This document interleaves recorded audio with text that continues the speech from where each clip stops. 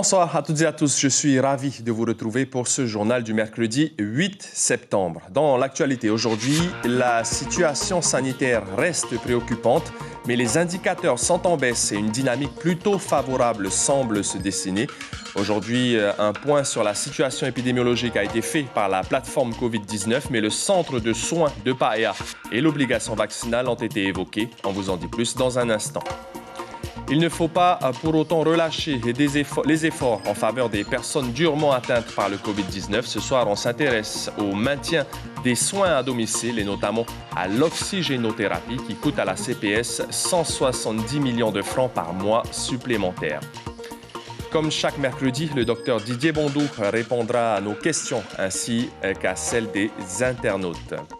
La Nouvelle-Calédonie est en pleine gestion de crise sanitaire. 3e jour de confinement aujourd'hui. L'état d'urgence sanitaire a été décrété. Les dépistages et les vaccinations se sont accélérés. Plus que 2 jours avant les vacances, mais la continuité pédagogique se poursuit jusque-là au Fénois. Depuis 2 semaines et demie, quasiment 50 000 élèves s'investissent dans leur scolarité depuis chez eux. En tout cas, ils sont censés le faire dans des conditions pas toujours évidentes pour certains. C'est le cas de cette famille modeste de Pape-Été que nous avons rencontrée. Merci d'être fidèles à notre rendez-vous de l'information. 535 décès, 13 sur les dernières 24 heures, 257 hospitalisations, 54 en réanimation. Les chiffres sont toujours aussi alarmants en Polynésie française, mais ils sont en baisse et c'est très important de le souligner. Les acteurs de la plateforme Covid restent toutefois prudents et à l'occasion du point presse de cet après-midi, le directeur de l'ARAS, l'Agence de régulation de l'action sanitaire et sociale, Pierre Frébeau, s'est exprimé sur le centre de soins à Paea et sur l'obligation vaccinale. Les détails avec Caroline Fari et Marcel Bonneau. Une alternative au domicile et non à l'hospitalisation. Pour le responsable de l'Agence de régulation sanitaire et sociale qui enquête sur le centre de soins de Paea, les patients sur place sont en état de détresse sanitaire au sein de leur foyer, mais tous sont suivis par un médecin traitant, des patients pour la plupart non vaccinés. Le centre de Paea, hélas, est mis en œuvre quand justement la vaccination n'a pas été faite. C'est au départ un centre d'hébergement, comme les consignes données donc aux maires, de bien vouloir extraire les patients atteints du Covid pour protéger l'environnement familial et du quartier. Donc il y a des soins qui sont appropriés. Qu'est-ce qu'on donne comme soins? C'est l'ivermectine? Je ne rentrerai pas dans le détail sur le crédit médical là, inviolable. Il y a des soins qui sont prodigués sous le contrôle avec donc l'ordonnance du médecin traitant. Au dire du maire de Paea, aucun décès n'a été recensé à ce jour au sein de son centre. Pierre Frébeau présentera un rapport aux autorités du pays et au Conseil de l'Ordre des médecins. Autre responsabilité pour l'ARAS, l'obligation vaccinale. Les entreprises ont jusqu'au 23 octobre pour donner la liste des salariés concernés. Les enseignants devraient en faire partie. En résumé, une très grande part des travailleurs polynésiens. Mais quid des contrôles ? Lorsque vous regardez donc la définition, ça concerne énormément de salariés. Presque tous les salariés en fait.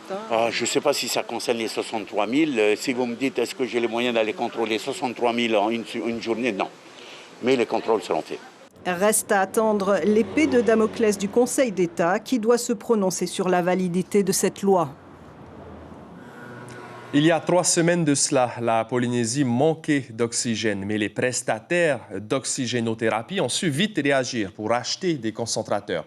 Aujourd'hui, ils servent notamment pour les soins à domicile, mais le coût est supporté par la CPS, 170 millions par mois supplémentaires. Les précisions avec Ismaël Tahiata et Jérôme Lee. C'est une vraie caverne d'Ali Baba. Mahera en est le gardien. Ici, une vingtaine de concentrateurs d'oxygène prêts à l'emploi. Sa société, Isis, en possède pas loin de 800. Il en a reçu plus de 500 ces 3 dernières semaines. Il n'y a plus de pénurie, il y a eu des vraies tensions. Ces tensions ne sont jamais arrivées à la rupture parce qu'on a pu bénéficier du soutien de sociétés françaises qui, eux, avaient fait un stock pour se préparer aussi à des vagues Covid. Et comme ces vagues ne sont pas arrivées, ils ont pu répondre à notre demande. Chez Isis, Jeanne est technicienne respiratoire. Elle livre et installe le concentrateur d'oxygène chez les patients. Tu viens avec une ordonnance du Taoté et on va prendre en compte Mais si tu viens comme ça de vive voix et dire je veux un concentrateur, ben non, bien sûr que non.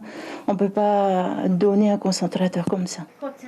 Ted est soulagée. Sa mère a quitté l'hôpital. Le suivi post-Covid se fera à la maison avec son concentrateur d'oxygène à côté d'elle. Plus d'autonomie, j'aurai pas besoin de le charger en bonbonne, tout ça. C'est sûr que je suis carrément content d'avoir cet appareil à la maison pour le moment, quoi. Sans la race, la pénurie d'appareils respiratoires aurait eu des conséquences dramatiques, aussi bien pour les soins à l'hôpital qu'à domicile. Il a favorisé l'acheminement du fret jusqu'aux prestataires spécialisés en oxygénothérapie.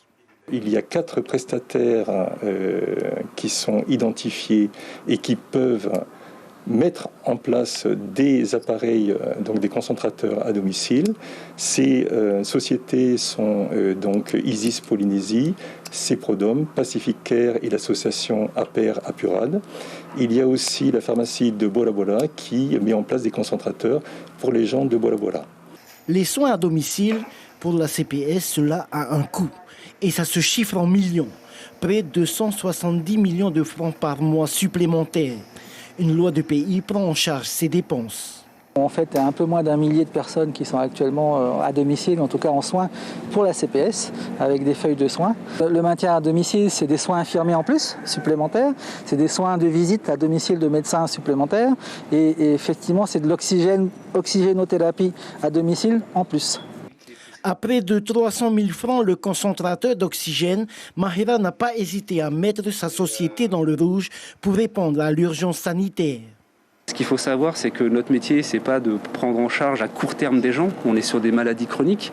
Donc ces investissements là qu'on a fait sur les 3 dernières semaines à hauteur de 65 millions, je rentre vraiment dans une gestion économique. Il y a, en fonction de ce qu'on voit des autres pays, dans 2 à 3 semaines, il y a 80% du matériel dont on n'aura plus besoin. Dernièrement, Mahera a embauché 7 nouvelles recrues, des transporteurs surtout et des techniciens. Et comme chaque mercredi, le médecin généraliste Didier Bondou est avec nous en direct. Bonsoir Tanté, j'espère que vous m'entendez bien. Avant de passer aux questions des internautes, une dynamique favorable, les indicateurs sont en baisse, début de décroissance. Est-ce que vous, au quotidien, Dr Bondou, vous qui êtes médecin libéral, vous confirmez cette tendance? Je parle au niveau des généralistes et des consultations.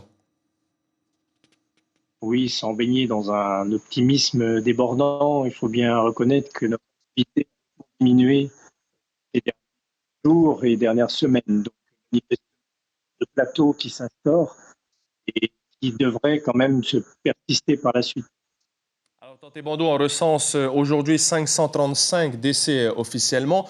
On a vu les personnes qui sont à domicile sous assistance d'oxygène, mais on ne parle pas des autres, ces personnes dans les îles, par exemple, qui meurent. Est-ce que vous avez eu confirmation de décès du Covid-19 à domicile, vous-même?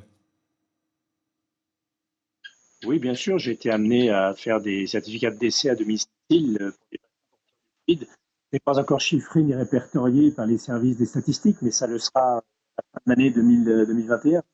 Ce n'est pas cumulé en ce moment sur les chiffres d'hôpital. D'accord, donc ça c'est une précision importante. Un petit mot sur la vaccination et notamment la vaccination de proximité qui va devenir la priorité à travers les vaccins mobiles, notamment dans les quartiers. C'est une bonne chose selon vous d'aller vers les gens pour les inciter à se vacciner? Bien sûr, c'est ce qu'on a demandé déjà depuis très longtemps. Est-ce qu'on puisse aller, est-ce qu'on puisse se rendre au domicile des gens? Il y a beaucoup de gens qui ne sont pas techniques parce qu'ils n'ont pas de véhicule ou pour des raisons médicales, parce que leur état ne leur permet pas de se déplacer. Donc c'est un gros plus. J'ai déjà sélectionné quelques patients pour lesquels la veille sanitaire devrait pouvoir se déplacer pour les vacciner. Tanté Bondou, on parle beaucoup des morts, mais l'immense majorité des malades guérissent du Covid-19. Est-ce qu'on a un taux de mortalité du variant Delta?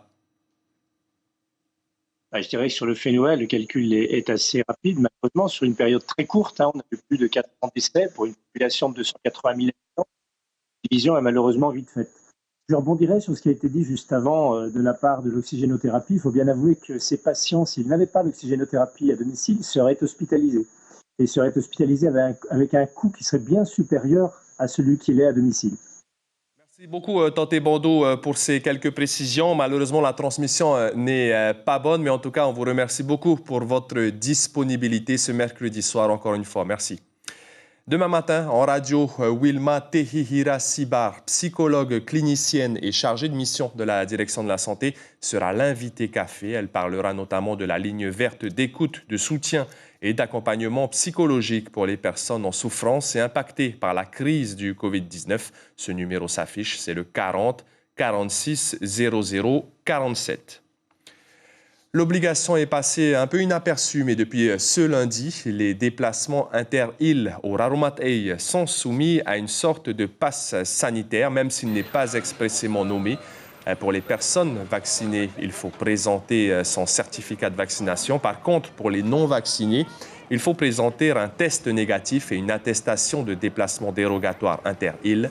À Bora Bora, l'obligation en a surpris plus d'un depuis le début de la semaine. Direction maintenant la Nouvelle-Calédonie qui est passée depuis aujourd'hui en état d'urgence sanitaire. 3e jour de confinement et les autorités sont à pied d'œuvre sur la vaccination et les dépistages. Le premier drive de dépistage a d'ailleurs ouvert dans l'enceinte de l'ancien centre hospitalier de Nouméa. Les Calédoniens, très inquiets, étaient nombreux à s'y être rendus. Reportage de Sheima Riahi et Gaël Dechileri. Tout se passe dans le bruit des moteurs et l'odeur des gaz d'échappement sans que la personne testée ne sorte de son véhicule. On vous a déjà fait ce prélèvement-là? Non. Alors, il n'est pas douloureux, il est désagréable mais pas douloureux. D'accord? Je vais prendre votre sachet. Merci. Le prélèvement se fait par écouvillonnage comme un test PCR. Une seule narine suffit. Pour les équipes, le rythme des dépistages du Covid-19 s'est intensifié depuis hier, plus d'une centaine par heure. On a des bottle box qui partent toutes les 2 heures à peu près, toutes les fournées de 2 heures. Et du coup, on a une marge de 24 à 48 heures pour les résultats des gens. Et on appelle simplement les personnes quand elles sont concernées. Dès 8 heures ce matin, le drive installé à l'entrée des urgences de l'ancien CHT au centre-ville est pris d'assaut. Une file interminable de véhicules, jusqu'à 3 heures d'attente pour certains. Pour mon père et ma soeur, et puis moi et puis ma mère, pour voir si on n'a pas le coronavirus, parce que pour pas contaminer notre famille.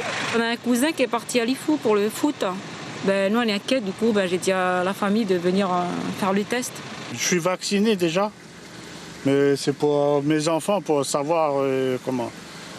On vient faire le test pour que je puisse les faire vacciner. Vous êtes inquiet? Oui, beaucoup. Ben oui, parce que ça, il y a la mort qui est au bout, quoi. Mais alors que le centre n'est censé accueillir que des véhicules, des piétons se joignent aussi au cortège. Face à cet afflux, les médecins sont obligés de faire un tri. Les autorités veulent encore augmenter la capacité des dépistages. Au drive du CHT, plus de 1000 tests ont été réalisés aujourd'hui. Et en Nouvelle-Calédonie, un quart de la population seulement a un schéma vaccinal complet. Les autorités craignent donc une saturation très rapide du système de santé à l'image de la Polynésie française. Vous avez peut-être fait partie de ceux qui ont été pris dans les embouteillages ce matin entre Punaoya et Papeete. Plusieurs kilomètres de bouchons ont été constatés sur toute la route des collines traversant Fa'a aux alentours de 7 heures du matin. Les policiers contrôlaient en fait les attestations de déplacement de tout le monde au niveau du front de mer de Papeete. Je vous propose d'écouter ces quelques réactions d'automobilistes. Je pense que tout le monde le matin va au travail et il faut plutôt contrôler vers 8h30, 9h. C'est pour n'importe quoi. Pourquoi? Rien dit, le contrôle.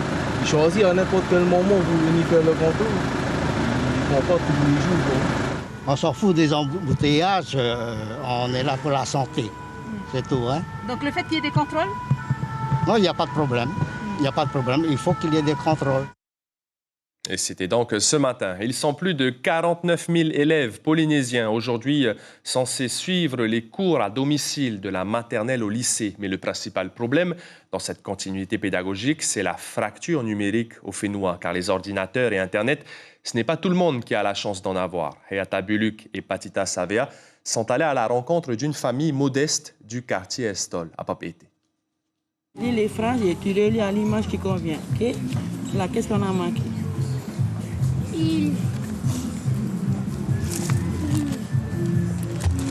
Voilà. Tamahau est en CE2, il doit relier le texte à l'image. Mais pour cela, il faut comprendre la consigne. Tamahau, est-ce que tu comprends quelque chose? Je ne sais pas. C'est mieux à l'école? Oui. Pourquoi? Parce qu'on travaille bien à l'école. Et quand on est à la maison, on ne travaille pas? Si. Mais seulement? Un petit peu. Mais heureusement que Tayana est là pour les aider. Ce matin, elle a rassemblé tous les enfants du quartier pour des devoirs communs. Je travaille pour quelques heures, mais après, mais sinon, honnêtement, oui, ils jouent beaucoup. Ils vont jouer. Ils vont plus jouer, quoi. Ils vont plus jouer que travailler, quoi. Rien, c'est plus grand. Là, quand tu regardes 57 et 51, c'est qu'il fait plus les choses qui se passent que de faire le devoir, quoi. Dans cette famille de 7 enfants, il n'y a pas d'ordinateur. Il faut donc s'organiser pour récupérer les activités scolaires à l'école. Sauf pour Fetiani, élève en 6e, le collège les dépose directement à la maison le lundi. Quand tu ne sais pas le faire, comment tu fais? J'appelle maman. Et elle arrive à t'aider? Oui. Maria, tu arrives à la suivre? Il y a des matières, oui. Il y a des matières comme l'anglais. L'anglais, je ne fais pas. Pendant ce temps-là, dans cette école primaire située à quelques centaines de mètres, les enseignants tentent de rassurer les parents et leurs élèves. Ils font le lien avec eux en les appelant 2 fois par semaine. Bonjour Vayora, c'est maîtresse Jessica à l'appareil. L'écriture, ça va? T'as pas eu trop de difficultés en écriture? Ah, mais c'est très bien, t'es une championne alors. Il y a des parents qui ont quasiment 2 ou 3 enfants à suivre à la maison. Donc on essaie de leur expliquer que voilà, il faut aller à leur rythme à la maison et puis à l'école. Et que nous, on est là pour les aider. Et si vraiment les enfants n'y arrivent pas, il ne faut pas la classe. C'est rattrapable parce qu'en fait, on n'a rien fait. On a commencé, mais quand on a ouvert l'école, on avait des absences. Donc c'était ça un peu la difficulté de gérer les absences. Donc on ne pouvait pas trop commencer les apprentissages, c'est plutôt des révisions. En général, les premières périodes, c'est réservé à revoir un peu les notions des niveaux qui sont en bas. La continuité pédagogique, c'est une situation difficile pour certaines familles. Encore 2 jours pour suivre l'école à distance. Les écoliers devraient retrouver le chemin de leur établissement après les vacances la semaine prochaine, si la situation sanitaire s'améliore. Et toi, Tamahau?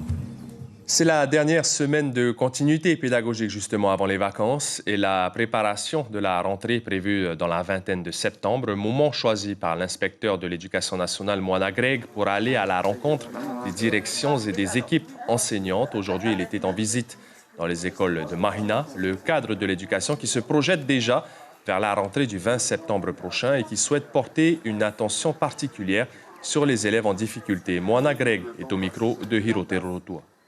La priorité au niveau des équipes pédagogiques, c'est de bien identifier effectivement ces enfants qui sortent d'une situation douloureuse, vécue au niveau de la famille, donc qui sont en situation traumatisante, et de faire en sorte d'avoir une attention, une bienveillance particulière à l'égard de ces enfants-là. Et éventuellement de proposer une prise en charge particulière pour ces enfants, pour leur permettre de revenir à l'école en toute confiance et dans un cadre bien sécurisé. Tous les opérateurs économiques, commerçants, artisans et grandes distributions doivent encore accepter toutes les pièces de l'ancienne gamme. C'est une obligation légale et cela jusqu'au 31 mai 2022, a rappelé l'IEOM. L'Institut d'émission d'Outre-mer a en effet été informé de pratiques de certains commerces qui refusent les règlements avec les pièces de l'ancienne gamme, en particulier celles de 1 franc et de 2 francs. Eh bien, sachez qu'ils n'en ont pas le droit. C'est un nouveau rendez-vous proposé par la rédaction de Polynésie la Première à partir de ce soir, mercredi. L'émission Manatumu en langue tahitienne et sous-titrée en langue française, proposée par notre journaliste Lorenzo Marama. Pour la première, avec Patita Savea, ils vous emmèneront en immersion sur l'île de Maiao. Extrait de ce qui vous attend.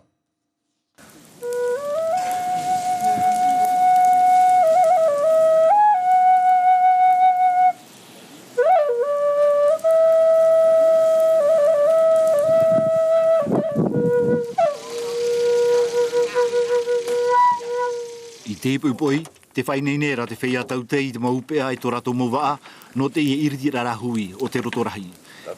Te te aturi nei tō mai o e mauti te maumana atua I riro ai tō rato whenua I whenua tumunui. I ora ua wano ai rato I te maumana atua ma te po ia ore. Ia po ia ana e tāta hupe hupe ia. I te I whenua, aita te tāta e whaotina tōna mohina aro ma te ore pupu te reira I mua I te tumunui. O tatoa tātou I te ara hui te pape poi. Te mua tātou te aro. O te tumunui. Tātou e tauna I te pape poi. Te mana I tupea.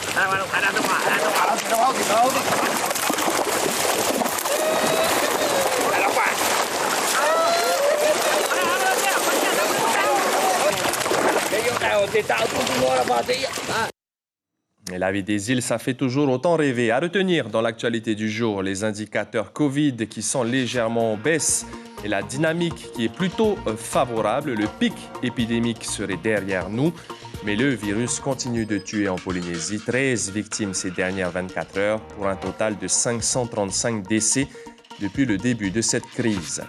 À la télévision, ce mercredi soir, Mana Tumu, juste après ce journal, puis Bleu Océan et Ça pousse au Fénois. Après cela, 2 épisodes d'Arctic Circle et enfin le film Monsieur Lazare.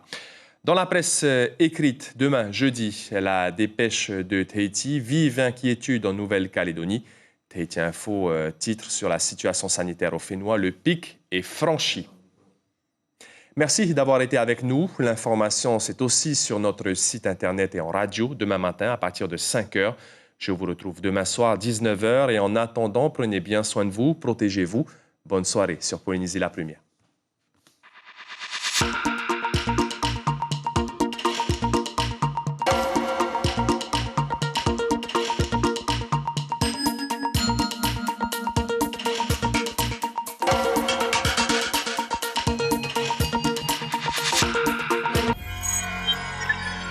Retrouvez ce programme en replay sur notre site internet.